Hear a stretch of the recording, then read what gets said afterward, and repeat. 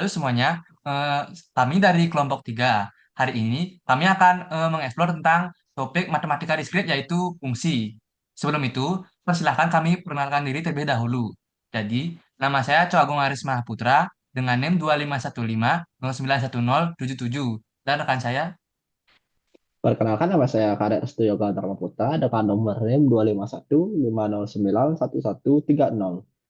Dilanjut oleh rekan saya. Perkenalkan, saya Igus Tunggal Tirta Vanita Pinayaka dengan NIM 25150911089. Baik, saya berikan kepada rekan saya.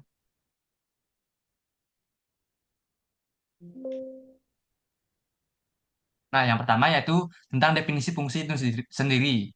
Mungkin kita sering mendengar kata fungsi. Paling yang terlintas itu adalah rumus seperti fx sama dengan y dan lain sebagainya itu. Tidak salah, tapi secara konsep fungsi itu jauh lebih luas dari sekedar angka. Bayangkan itu fungsi kayak mesin pemroses.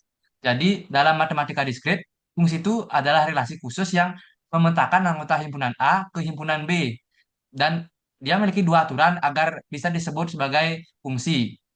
Yang pertama itu eh, semua anggota di himpunan A atau awal atau biasanya disebut domain harus punya pasangan dan tidak boleh ada yang tertinggal. Dan aturan kedua yaitu setiap anggota di himpunan A atau domain hanya boleh menunjuk tepat ke satu anggota di himpunan B. Jadi, kalau misalnya kita punya input X, hasilnya harus pasti Y. Tidak boleh hari ini hasilnya Y, besok hasilnya Z untuk input yang sama. Jadi, inilah yang kita sebut sebagai aspek kepastian atau kekonsistenan dalam fungsi. Saya serahkan ke rekan saya. Baik, selanjutnya saya akan menjelaskan mengenai jenis-jenis fungsi. Yang pertama itu ada fungsi injektif. Nah, secara formal, fungsi A1 sama dengan fungsi A2. Hanya jika A1 sama dengan A2. Jadi analoginya seperti hubungan antara warga negara dengan nomor induk kependudukan. Jadi tidak ada tuh dua orang yang berbeda tetapi memiliki NIK yang sama. Baik, jenis selanjutnya yakni ada fungsi subjektif. Nah, ini terjadi jika setiap anggota himpunan di kawan memiliki pasangan di himpunan asal. Jadi seperti tugas kelompok di kelas, di mana itu tiap topik harus ada yang mengerjakan. Jadi tidak ada topik yang tidak dikerjakan sama sekali. Baik, untuk fungsi yang terakhir itu ada fungsi bijektif. Nah, fungsi ini itu harus memenuhi syarat dari fungsi injektif dan subjektif secara bersamaan. Analoginya seperti kunci dari loker, di mana setiap kunci memiliki lokernya masing-masing. Jadi tidak ada loker yang tidak mempunyai kunci. Baik, selanjutnya saya serahkan kepada rekan saya. Di sini saya menjelaskan mengenai penerapan fungsi di dalam sistem informasi atau penerapannya di dalam ilmu komputer.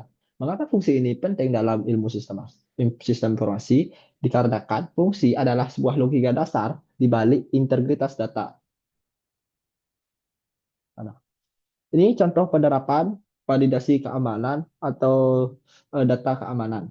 Ketika kita login di akun, fungsi ini dapat diaplikasikan pada proses hashing kata sandi saat pengguna masukkan kata sandi. Sistem menjalankan fungsi matematis untuk mengubah teks biasa menjadi kode acak yang biasanya itu diubah menjadi kode biner. Penerapan fungsi injektif. Sistem keamanan yang baik harus memastikan bahwa dua kata sandi yang berbeda tidak menghasilkan kode hash yang sama atau collision. Collision itu artinya tabrakan antara dua hash yang gini. Fungsi inverse atau kebalikan dalam kriptografi, fungsi bijektif sangat penting agar data yang diacak atau yang diubah ke kode biner dapat dikembalikan ke bentuk aslinya atau di deskripsi secara akurat tanpa ada informasi yang hilang. Kesimpulannya, tanpa penerapan konsep fungsi yang benar dalam sistem informasi akan mengalami kegagalan validasi di mana data bisa tertukar, hilang, atau tidak konsisten.